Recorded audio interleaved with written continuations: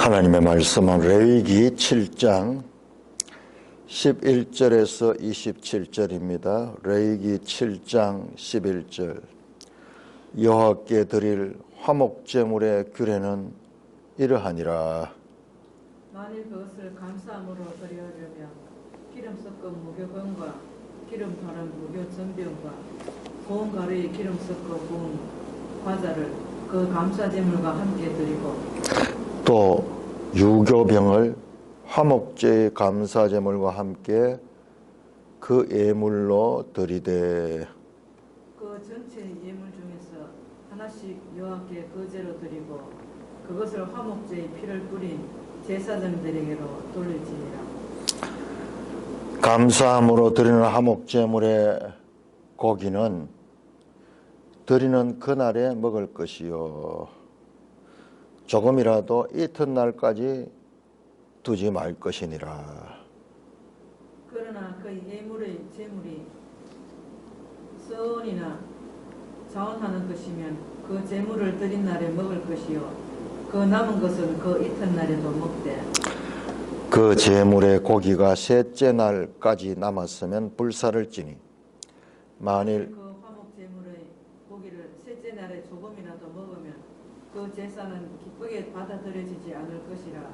드린 자에게도 예물답게 되지 못하고 도리어 가증한 것이 될 것이며, 그것을 먹는 자는 그 죄를 짊어지리라. 그 고기가 부정한 물건에 접촉되었으면 먹지 말고 불사를 것이라.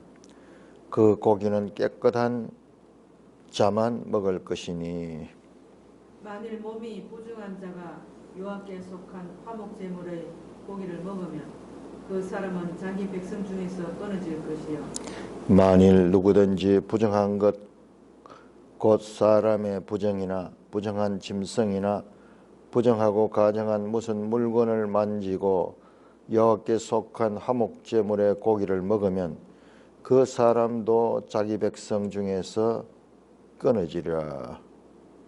여호와께서 모세에게 말씀하여 이르시되, 이스라엘 자손에게 말하여 이르라. 너희는 소나 양이나 염소의 기름을 먹지 말 것이요, 스스로 죽은 것의 기름이나 짐승에게 찢긴 것의 기름은 다른 데는 썰으니와 결단코 먹지는 말지니라. 사람이 여호와께 화제로 드리는 제물의 기름을 먹으면 그 먹는 자는 자기 백성 중에 끊어지리라. 너희가 사는 모든 곳에서 새나 짐승의 피나 무슨 피든지 먹지 말라. 무슨 피든지 먹는 사람이 있으면 그 사람은 자기 백성 중에서 끊어지리라.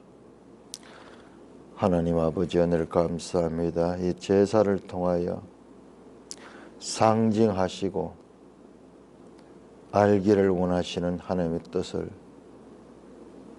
깨우쳐 주옵소서. 예수님 이름으로 감사하며 기도드리옵나이다. 아멘. 자, 이제 마지막으로 화목제에 추가된 규정이 나옵니다. 화목제에 대한 규정이 나옵니다. 우리 앞에서는 3장에서 화목제가 나왔죠. 번제, 소제, 화목제, 속죄제, 속건제, 이렇게 순서가 나왔는데, 이 5장 이후에서는 순서가 거의 같습니다. 그러나 이 화목제만 순서가 바뀌었어요. 번제, 소제, 속죄제, 속건제, 그 다음에 제일 끝에 화목제가 나왔어.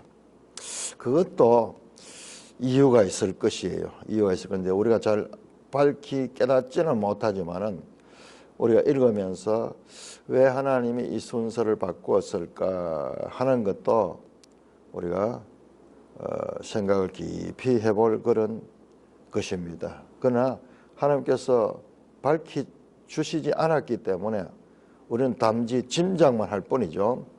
묵상을 하면서 왜 그럴까? 여기에 음식도 뭐 그날 먹는 게 있고 이튿날까지 먹는 게 있고 사흘째는 먹으면 안 되고 뭐 이런 규정들도 왜 그렇게 하는가 그 의식이 가지는 의미를 우리가 밝히 알지 못해요. 왜냐? 하나님께서 그걸 직접 설명해 주시지 않았어요. 그러나 이 모든 것들이 예수 그리스도를 가리키는 그림자 역할을 한다는 것은 분명합니다. 이 성경이 예수님을 가리키는 것이기 때문에, 그러므로 이런 부분까지도 우리가 보면서 왜 그럴까라고 짐작하고 하나님의 뜻을 묵상하고 알고자 이렇게 마음을 가지는 것이 우리 성도의 이 성경 읽는데 아주 귀중한 태도가 될 것입니다. 하나님을 더 알 수 있고 예수 그리스도가 누구신가를 더 알 수 있는 그와 같은 규례들입니다. 자, 여호와께 드릴 화목제물의 규례는 이러하니라. 자, 화목제물. 제가 어제 한번 이걸 다 찾아봤어요. 화목제물. 신약에도 화목제물이라는 단어가 많이 나오거든요. 히브리서도 나오고 요한 1서에도 나오고 화목제물이 나오는데 이거와 단어가 달라요. 거기에는 속죄제.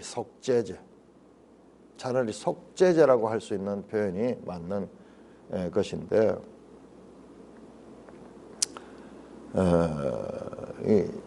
우리가 화목제물로 그렇게 이 화목제물이라는 것은 속죄의 결과 이루어지는 거니까는 이게 동전의 양면과 같은 것이기 때문에 그 번역이 틀렸다고는 할 수 없습니다만은, 그러나 이 레위기에서는 화목제물과 속죄제를 구별하고 있죠. 자, 화목제물은 앞에서도 말씀드렸듯이 5대 제사 가운데서 자발적인 것과 같은 제사예요. 속죄제와 속건제는 의무적이라는 말은 부드러운 말이에요. 사실은 강제적인 거예요. 강제적인 것. 그렇게 하지 아니하면은 안 되는 것이에요. 그래서 반드시 강제로 해야 되는 그와 같은 것이고, 우리가 그렇죠. 군대도 의무잖아요. 군대 가는 것도 자격이 되는 사람은 군대를 의무적으로 가야 되잖아. 자기가 나는 안 가겠다. 자발적으로 나는 가기 싫다. 그래서 안 가겠다. 그렇게 할 수 없는 거죠. 그렇기 때문에 어떻게 법적인 제재가 오잖아요. 그러다 말 안 들으면 감옥에 넣어가지고 징벌을 가하잖아요. 그렇듯이 강제적인 규례고, 속죄제와 속건제는, 그리고 나머지 번제, 소제, 그리고 이 화목제물은 자원적인 그런 것이다. 근데 제일 뒤에 나오는 이유가 무엇일까? 자, 하나님께서는 이 자원하는 마음을 즐겨하세요. 마음으로부터 자원해서 하나님께 나온 걸 즐거워하지, 의무적으로 강제적으로 나오는 것을 그렇게 기뻐하시지 않습니다. 그러나 그 의무적으로라도 나와야지 나중에는 이와 같은 감사할 수 있고 자원할 수 있는 그런 단계로 발전이 됩니다. 마치 우리가 이 초등학생들은 여러 가지 의무적인 그런 것들이 많죠. 그 뜻을 모르지만은 부모가 강제적으로 그렇게 시킵니다. 자기가 판단해서 나는 학교 가고 싶다 해서 가는 것이 아니라 무조건 가야 된다. 어려서부터 어린이에게는 부모가 강제적으로 무엇을 시키죠. 어려서 자기 마음대로 하려고 하면은 안 되죠. 그러면은 매를 간다든가 또는 여러 가지 제재를 해서라도 그 부모는 어린 나이에 생각을 존중하는 것이 아니라 부모의 생각으로 어린아이에게 그렇게 강제적으로 행하게 합니다. 이런 제사도 그와 같은 의미가 있을 것 같아요. 그런데 이 자발적으로 하는 것은 좀 성숙한 자들이 하는 거예요. 성숙하게 되면은 부모가 누가 옆에서 말하지 않도록 자발적으로 그렇게 하는 거죠. 그러니까 예배에 있어 가지고 높은 수준의 예배는 이와 같은 자발적 예배,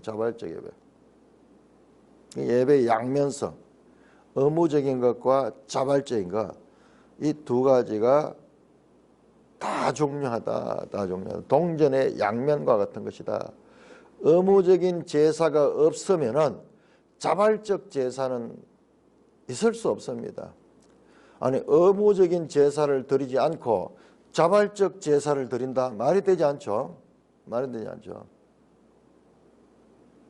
무엇과 같다고 할까요? 그래서 말이 되지 않는 거예요. 자, 화목제물의 규례냐, 만일 그것을 감사함으로 드리면은, 자, 화목제물의 자발적인데 그 자발적인 그 내용이 감사함으로 드리면은 기름 섞은 무교병과 기름 바른 무교전병과 고운 가루에 기름 섞어 구운 과자를 그 감사제물과 함께 드리고. 자, 여기에서 또 우리가 조금 더 자세히 보면은요, 6장 8절부터 7장 10절까지 소위 추가된 규정이 나왔죠. 추가된 규정. 자, 6장 8절부터 다시 말이죠. 번제, 소제, 속건제, 속죄제에 대해서 추가된 규정이 나왔는데, 그것을 우리가 살펴보니까는 추가된 규정인데, 그런데 이게 주로 제사장과 연결돼. 제사장이 해야 될 규례가 나타났습니다. 자, 그러니까 이제 마지막에 나오는 이 화목제도 당연히 제사장과 연관된 규례가 아니겠는가 생각하기 쉬운데, 딱 그렇지만은 않은 것 같아요. 그래서 제가 늘 이야기하잖아요. 성경을 볼 적에 지금 이게 5가지 제사인데 4가지 제사가 여기에 맞았거든요. 맞으니까는 그러면 당연히 화목제 5번째 제사도 제사장 위주에 관한 규정일 것이다 생각이 쉬운데, 그렇지 않아요. 그렇지 않은 것 같아요. 딱 떨어지잖아요. 그런 요소도 있지만은 그렇지 않는 것 같아요. 자, 우리 성경을 읽을 때 이런 부분을 주의해야 되는 거예요. 그래서 우리가 이 내용도 중요하지만은 이 말씀이 어떻게 흘러가는가, 그 흐름을 잘 봐야 돼요. 앞에서 4개가 그렇으니까는 당연히 5번째도 제사장에게 됐다. 그 실제 신학자들 가운데 레위기 연구하는 자들은 그렇게 이야기하는 사람들이 있어요. 이건 전부 다 제사장 규정이다, 그렇게 이야기하는데,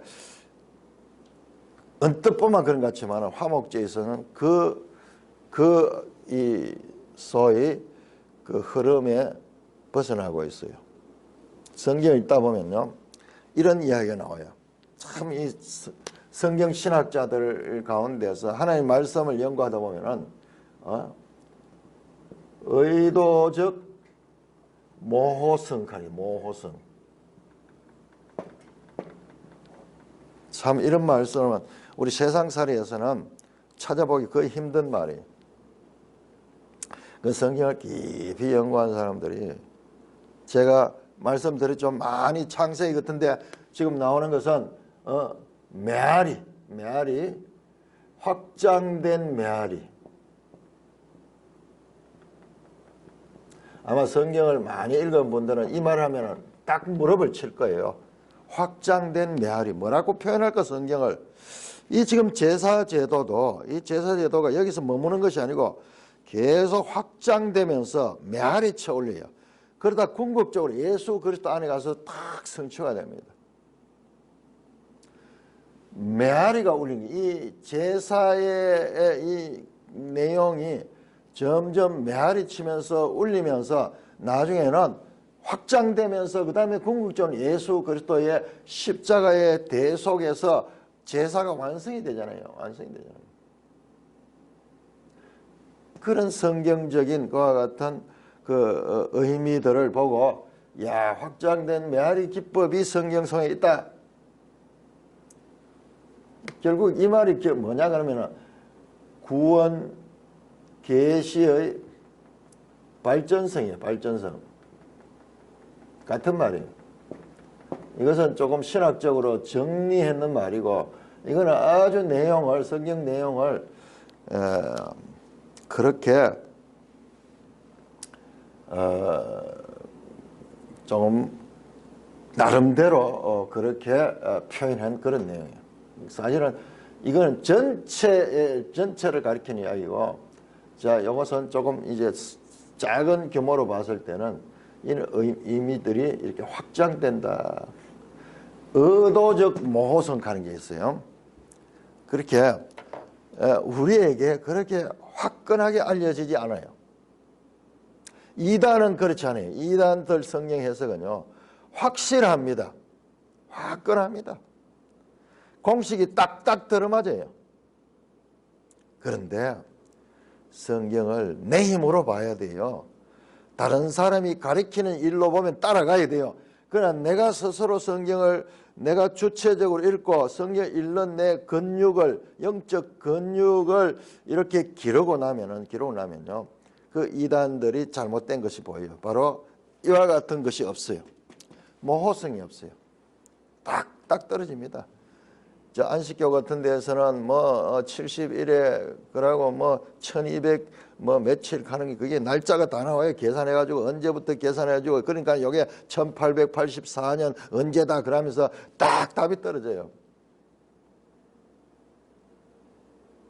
신천지 같은 경우도 보면은 뭐 말씀은 뭐 쉬고 쉬는 말씀이고 이러면서 딱딱딱딱 해서 논리적으로 가서 나중에 딱 떨어져요. 언어적 그 이 규칙, 언어적인 그와 같은 장난이에요. 장난을 그럴까요? 뭐 장난은 표현 좀 이상하지만은 언어적인 그런 질서라든지 그 언어가 가지고 있는 그와 같은 그 이 규칙에 빠져가지고 성경을 그 안에서 보게 되면은 말이 맞는 것 같지만 성경을 기록한 하나님 뜻과는 완전히 달라요. 그래서 성경을 너무 확실하게 안다고 주장한 사람들은 조심해야 돼요. 우리에게 확실하게 알려지는 면도 있지만은 하나님께서 의도적으로 모호하게 했는 규정이 있습니다. 그런 내용들이 있어요. 그래서 성경을 보다 보면 지금 제가 이제 이 내용이 그렇게 중요하죠. 이 질서가 그렇게 나온다는 거, 이런 부분을 우리가 늘 염두에 둬야 돼요. 내가 성경을 읽어야 돼. 내가 내 힘을 가지고 읽으면은 저렇게 딱 떨어지는 것들이 저기에 인간의 그 이 의지가 들어갔다는 것을 알 수 있어요. 그러면서 억지 해석이 나오고 그 잘못된 기반 위에서 생각을 펼쳐 나가다 보니까는 전체적으로 잘못되는 그와 같은 오류들이 그 위에 계속 발생하게 되는 것을 보게 됩니다. 자, 감사 화목제를 드린데, 이제 감사로 드리는 화목제가 저는 기름 섞은 무교병과 기름 바른 무교병, 기름을 어떤 데는 빼고 어떤 데는 또 섞고 뭐 이런 것도 나오죠. 그 다음에 이 누룩은 빼내요. 기름은 들어가고 누룩은 없는 빵과 그리고 전병, 과자, 그 다음에 고운 가루에 기름을 섞어 구운 과자, 여기 나오네요. 고운 가루. 자, 이런 것들과 함께 감사제물과 함께 드리고, 감사제물 드릴 때 앞에 나왔던 화목제의 그 제물들 있죠. 동물 제물과 함께 이와 같은 이런 것들은 소제는 소제. 이 소제의 제사도 함께 드리고, 감사할 때, 감사의 화목제물 들 때, 또 유교병을 화목제에 감사해. 이야, 이게 다 달라요. 자, 주로 무교병 나오지만요, 유교병을 감사제로 드릴 수 있다는 거예요. 자, 이런 부분이 아주 특별합니다. 주로 무교병만 나온대요. 여기서는 감사제에서는 이 유교병을 드릴 수 있어요. 자, 저 나중에 가서 보면 알겠는데요. 그 절기에 있어 가지고도 드리는 제사법이 있는데, 그런데 절기 제사 가운데서 유교병을 드리는 절기가 있어요. 유교병을 드리는 절기. 그게 어디냐? 그 유교병을 드리는 절기가 77절이에요. 77절. 소위 맥추절. 오순절이 되는 거죠. 오순절이. 거기는 유교병을 드리게 해요. 그래, 무교병을 드리냐, 유교병을 드리냐, 이게 무슨 의미가 있을까요? 이게 뭐 실제로 무슨 효과가 있을까요? 아니, 여기에 메시지가 들어있어요. 메시지가 들어있어요.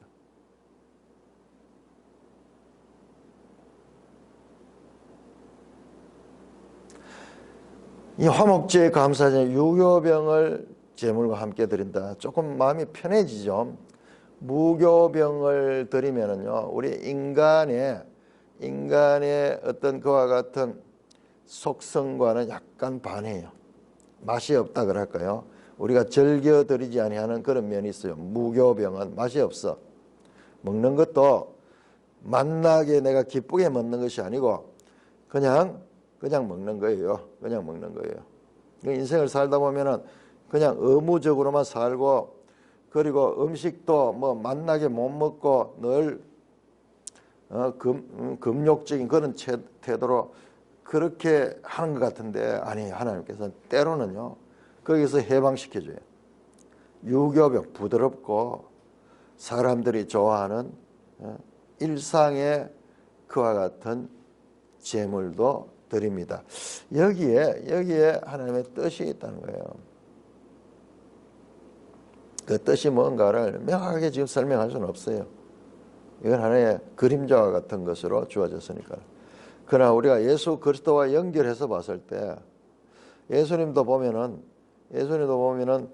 그 활동을 하시는데 유교병처럼 저 무슨 바리새인들이나 율법학자들처럼 그와 같은 경건한 종교적인 그와 같은 태도로만 금식하고 뭐 그렇게 하시기도 했지만은, 그러나 때로는요 세상 사람들과 창기와 세리와 그들과 더불어서 식사도 하고 술도 한 잔씩 마시고 그러는 이 아주 일탈하는 기존 이 금욕적인 삶이 아니라 때로는 이 세상의 그 즐거움도 함께 누리시는 그런 모습을 우리에게 보여주고 있습니다. 하나님 우리를 금욕주의자로 살기를 원치 않습니다. 그 인간의 열심이에요. 아니, 성경에 그런 말이 없는데도 불구하고 가톨릭 신부들 보세요. 금욕한다고 결혼하지 않잖아요. 여자들도 수녀라고 하면서 금욕한다고 그렇게 하고 그렇게 하잖아요. 그렇게 지나치게. 그게 경건한 것이 아니라 그것이 하나님의 말씀을 벗어나는. 그러나 우리는 하나님의 말씀에서 그렇게 세속적으로 벗어나는 것도 경계해야 되지만은요, 지나치게 금욕적으로 하는 것도 하나님의 말씀에서 벗어나는 거예요. 어떤 면에서 그 교만이에요, 교만. 그걸 그렇게 하느냐? 지키도 못해요. 지키도 못하면서 백지로 지가 만드는 법에 지가 들어가서 일생 그것 때문에 신음하면서 그거 문제로 죄책감에 시달리면서 그렇게 사는 거예요. 그렇게 사는 거예요. 나중에는 이중적으로 그렇게 하면서 점점 죄책감은 있을 것이고 그 법을 어기면서 그렇게 했을 적에 얼마나 더 하겠어요. 그걸 잘 봐야 돼요. 사람의 법이지 하나님의 법이 아니에요. 그렇다고 해가지고 무조건 자유분방하게 무슨 쾌락주의적인 그런 삶을 살아가는 것이 아닙니다.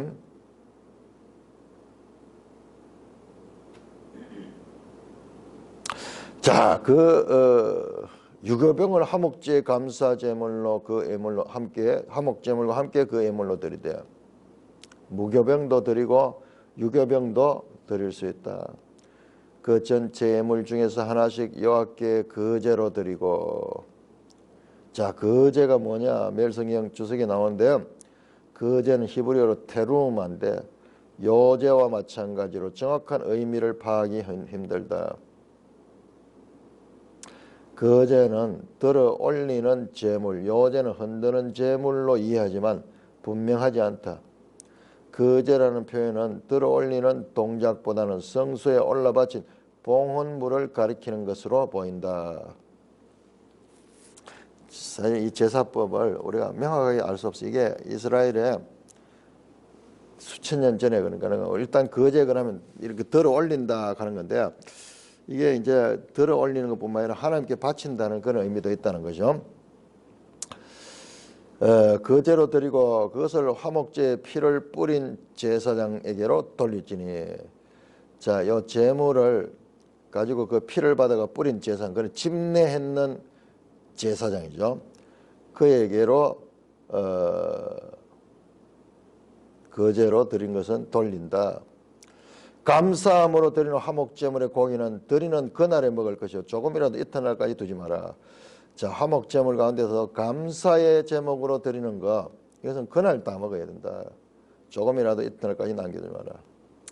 나중에 한번 오자면 한번 그렇게 한번 보세요. 왜 그럴까? 왜 그날 먹게 하고 이튿날 남겨두면 안 될까? 이게 6월절 어린 양 먹을 때도 그랬죠. 그날 다 먹어야 돼. 안 그러면 불태워야 돼, 다음 날까지. 이런 것들이 가지는 의미가 무엇일까? 예? 그런데 그 말은 조금 안 맞는 게, 뒤에 나오는 내용 보면은 이튿날까지 먹는 게 있어요. 자, 그러나 네. 그런데 왜 하나는 그날만 먹어야 되고 하나는 이튿날까지 먹을 수 있도록 하는가? 그거는 어떤 부패성 그런 것도 되겠지만, 그거는 이거 그리 되면 또 앞뒤가 안 맞잖아요. 그러나 그의 애물의 제물이 서원이나 자원은 어떤 의미가 무엇일까? 어떤 그런 위생적인 그런 것을 떠나서도 의미가 무엇일까?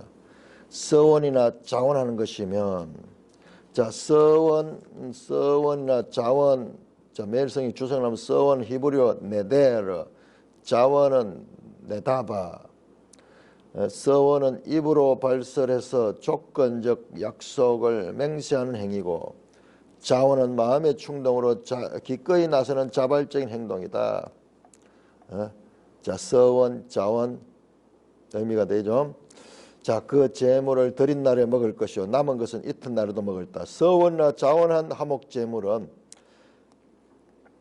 그날 먹고 이튿날까지 섭취할 수가 있습니다. 그러나 셋째 날까지 남았으면 불살해야 된다. 만약 셋째 날에 남은 고기를 먹으면은, 조금이라도 먹으면은 그 제사 전체가 하나님께 기쁘게 바라드리지 않을 것이고, 드린 자에게도 애물답게 되지 못하 도리어 가정한 것이 되며 그것을 먹는 자는 그 죄를 짊어지게 된다.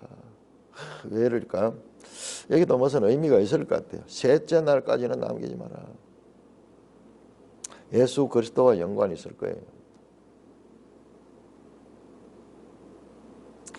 19절에 그 고기가 부정한 물건에 접촉되었으면 먹지 말고, 이 화목제의 제물의 고기죠. 불살할 것이라. 그 고기는 깨끗한 자만 먹을 것이니, 만일 몸이 부정한 자가 여호와께 속한 화목제물의 고기를 먹으면 사람은 백성 중에서 끊어질 것이요, 만일 누구든지 부정한 것 곧 사람의 부정이나 부정한 짐승이나 부정하고 가정한 무슨 물건을 만지고 여호와께 속한 화목제물의 고기를 먹으면 그 사람도 자기 백성 중에 끊어지다. 백성 중에 끊어진다. 이야, 무서운 말이죠. cut off 된다. from his people. 그의 백성으로부터 cut off 된다. 끊어진다. 이 공동체에서 추방당한다는 의미이며, 어떤 면에서는 또 죽는다는 그런 의미도 있는 거예요. 여기서 끊어지는 자는 단순히 살아서 끊어지는 것뿐 아니라 죽어서도 그들의 조상께로 돌아가지 못하고 끊어진다. 창세기 25장 8절, 35장 29절, 49장 34절, 아브라함이 죽어서 그 열조에게로 갔다. 이삭이 죽어서 그 열조에게로 갔다. 야곱이 죽어서 그 12개로 갔다 하는 표현이 나오는데, 여기서 끊겨진다는 것은 단순한 현실뿐만 아니라 죽어서도 이어진다는 그런 의미가 그 속에 있습니다. 자, 이런 표현들도 우리가 한번 깊이 묵상을 해봐야 되겠습니다. 자, 그런 다음에 22절에서 27절까지. 자, 여기 보세요. 지금 화목제물에 관한 규사에서 여기 뭐 제사장에게만 되는 그런 규제가 아니죠. 이것은 제사인이나 제사장이나 다 해당되는 그와 같은 것이고, 특별히 여기는 아론의 아들들에 대한 이야기는 없어요. 화목제 여기서는 뒤에 나올 거예요. 자, 그 다음에 22절에서 27절까지는 이제 이스라엘 자손이 먹어서는 안 되는 음식을 명령합니다.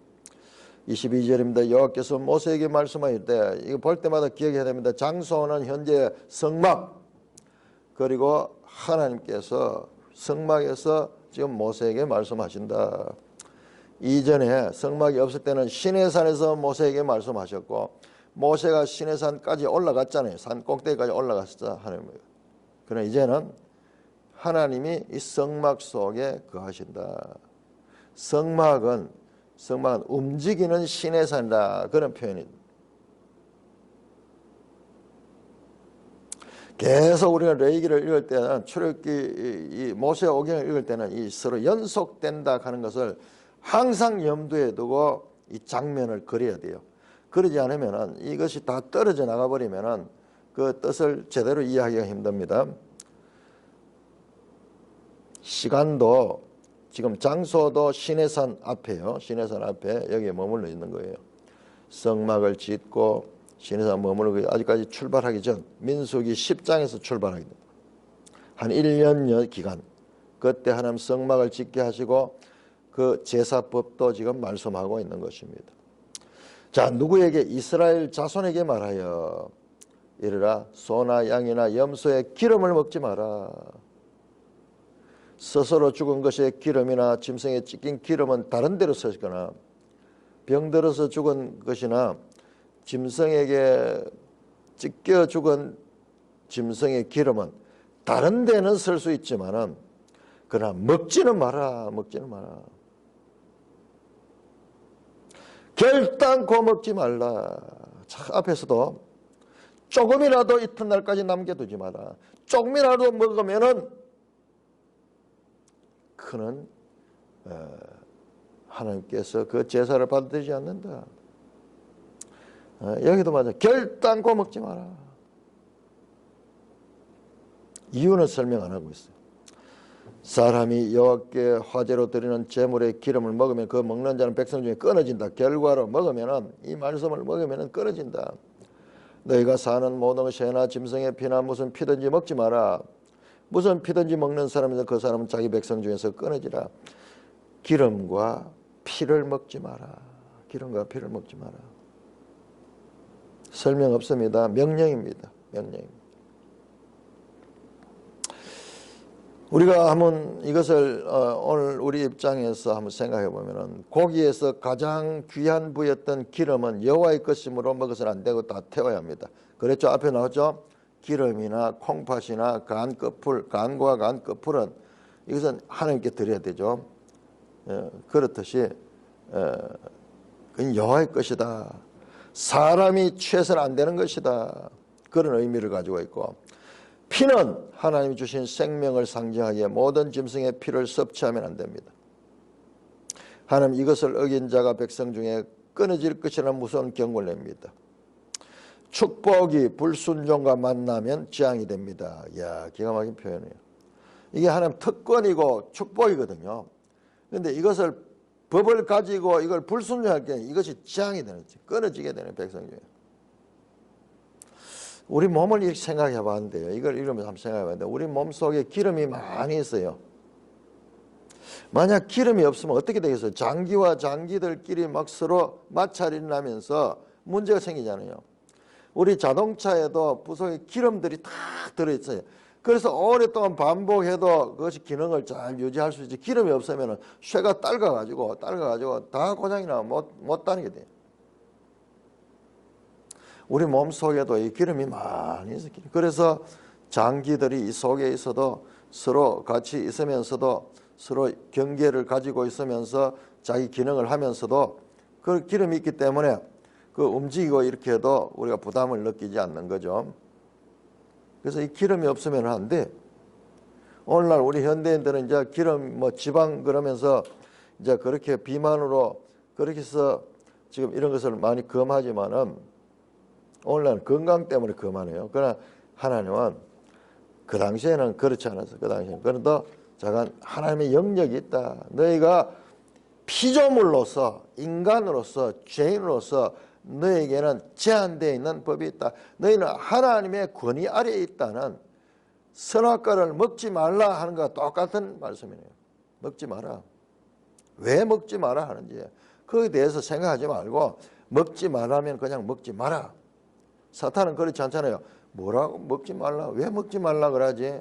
아, 알겠구나. 저걸 먹으면은 내가 지혜로워지니까는 그래서 내가 하나님같이 될까 싶어가 하나님이 우리를 속이고 하나님이 시기하는구나. 사탄은 그렇게 생각했을 수도 있어요. 왜냐 그러면 하나님도 자기 수준으로 거짓의 압이기 때문에 그렇게 생각해서 그걸 사람에게 가르쳐 주니까는 그 사람이 거기에 따라 가지고 또 그렇게 했을 수도 있어요. 자관, 피나 기름은 먹지 마라. 먹지 마라. 자, 이어서 우리 28절에서 38절까지 교독합니다. 레위기 7장 28절 여호와께서 모세에게 말씀하여 이르시되 이스라엘 자손에 말하여 이르라. 화목제물을 여호와께 드리려는 자는 그 화목제물 중에서 그 예물을 여호와께 가져오되 여호와의 화제물은 그 사람이 자기 손으로 가져올지니 곧 그 제물의 기름과 가슴을 가져올 것이요 제사장은 그 가슴을 여호와 앞에 흔들어 요제로 삼고 그 기름은 제단 위에서 불사를 것이며 가슴은 아론과 그의 자손에게 돌릴 것이며 또 너희는 그 화목제물의 오른쪽 뒷다리를 제사장에게 주어 그 죄를 삼을지니 아론의 자손 중에서 화목제물의 피와 기름을 드리는 자는 그 오른쪽 뒷다리를 자기의 소독으로 삼을 것이니라. 내가 이스라엘 자손의 화목제물 중에서 그 흔든 가슴과 든 뒷다리를 가져다가 제사장 아론과 그의 자손에게 주었나니 이는 이스라엘 자손에게서 받을 영원한 소득이니라. 이는 여호와의 화제물 중에서 아론에게 돌릴 것과 그의 아들들에게 돌릴 것이니 그들을 세워 여호와의 제사장의 직분을 행하게 한 날 곧 그들에게 기름 부은 날에 여호와께서 명령하사 이스라엘 자손 중에서 그들에게 돌리게 하신 것이라. 대대로 영원히 받을 소득이니라. 이는 번제와 소제와 속죄제와 속건제와 위임식과 화목제의 규리라. 여호와께서 시내 광야에서 이스라엘 자손에게 그 예물을 여호와께 드리라 명령하신 날에 시내산에서 이같이 모세에게 명령하였더라. 자, 계속해서 화목제물의 제물을 드리는 그와 같은 것을 말씀합니다.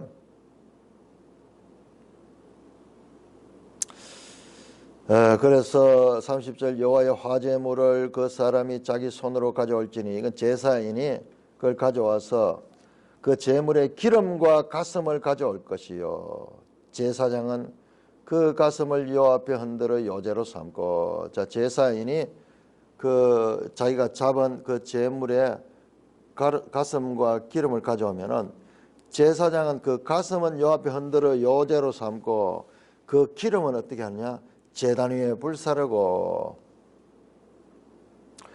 기름은 항상 하나님께 드리죠.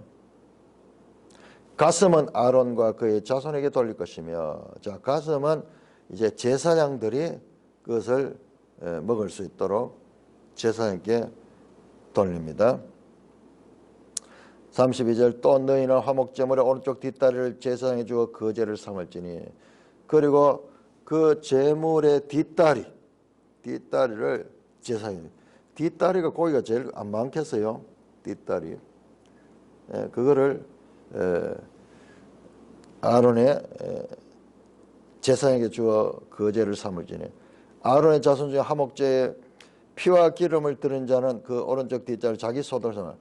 그러니까 아론의 자손 화목제물에 피와 기름을 드린 자, 제사를 집례한 자를 가리킨 거예요. 피와 기름을 하나님께 드린 자, 그 사람의 제사를 담당했던 그 집례자는 그 오른쪽 뒷다리를 자기의 소득으로 삼을 것이라.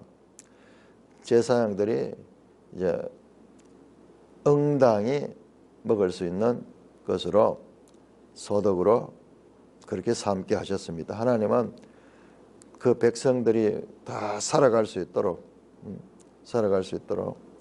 그렇게 의무만 강조하지 않고 거기에 대한 또한 하나님께서 그에 대한 합당한 대우도 하시는 것을 보게 됩니다. 자, 34절 내가 이스라엘 자손의 화목제물 중에 헌던 가슴과 든 뒷다리를 가져 제사장 아론과 그 자손에게 주었나니 이는 이스라엘 자손에게 받을 영원한 소득이라. 영원은 위로 연결되네요.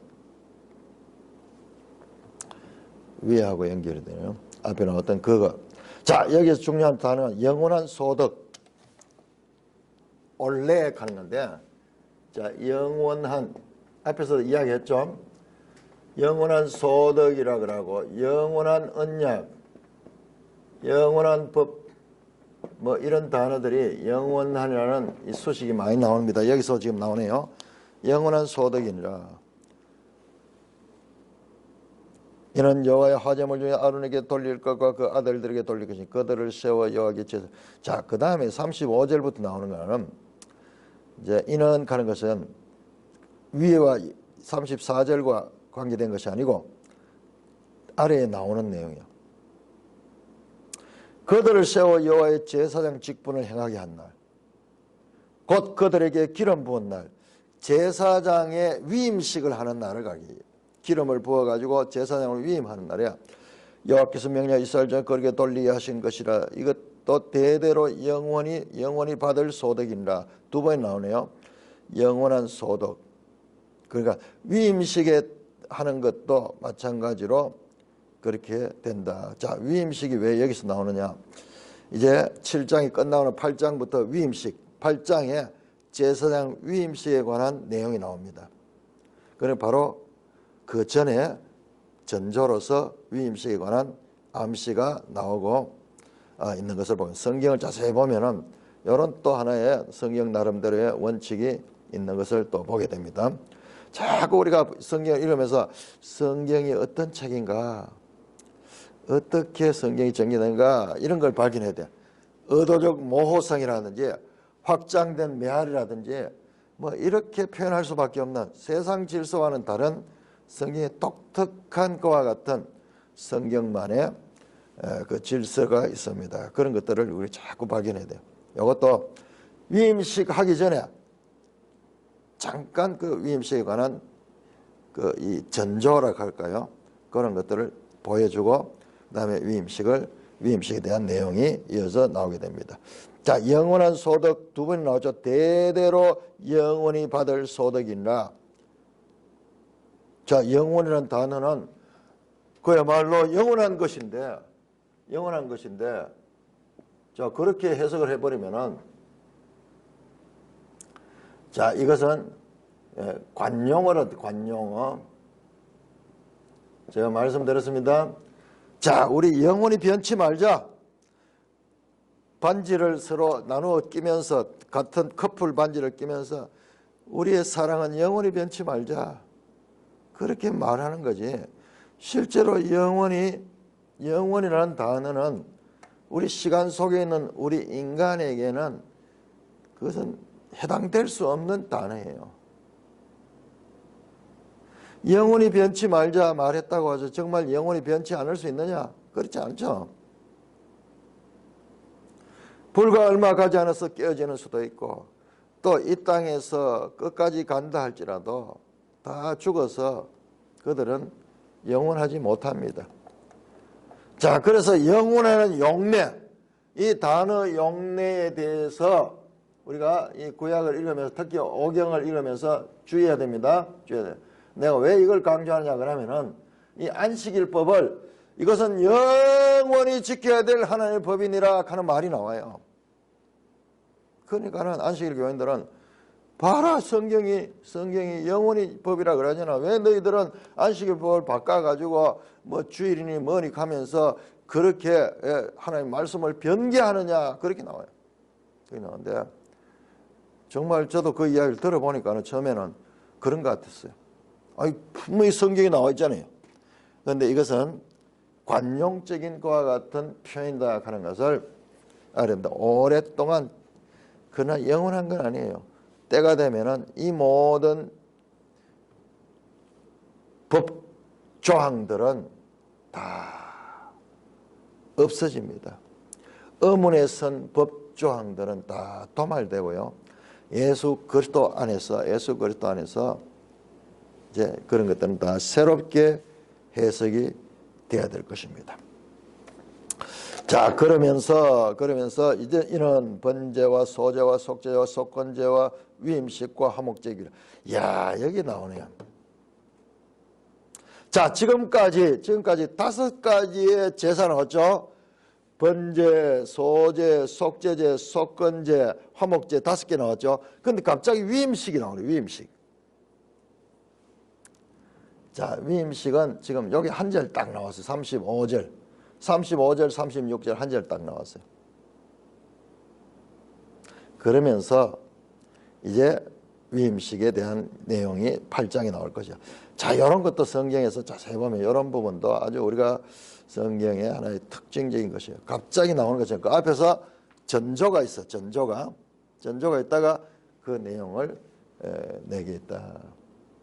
자, 그러면서 그러면서 1장에서 지금까지 나왔던 37장 36절까지 나왔던 이 모든 제사제도 이것을 정리하면서 자, 이것은 여호와께서 이 법을 주신 분이 누구냐? 하나님이시고 여호와시고 장소는 어디냐? 시내 광야에서 이스라엘 자손에게 그 예물을 여호와께 드리라 명령하신 날에 시내산에서 이같이 모세에게 명령했다. 하나님의 명령, 하나님의 지시사항, 하나님의 법입니다. 법. 자, 지금까지 제사법 거의 하나님의 말씀으로 쭉 명령으로 나옵니다. 그야말로 율법인 율법. 어떤 이야기가 있는 게 아니고 스토리는 없고 그냥 율법이 계속 모세를 통하여 주어지고 있는 것입니다. 자, 레위기에 전부 다 이 율법은 나오냐 그렇잖아요. 레위기도 이야기가 나옵니다. 10장에 가면은 그 이야기들이 나오는 게 나와요. 그리고 저 뒤쪽에 가면 또 한 번 이야기가 나와요. 그러면서도 이런 율법이 계속 나타나고 있습니다. 찬송가 433장입니다.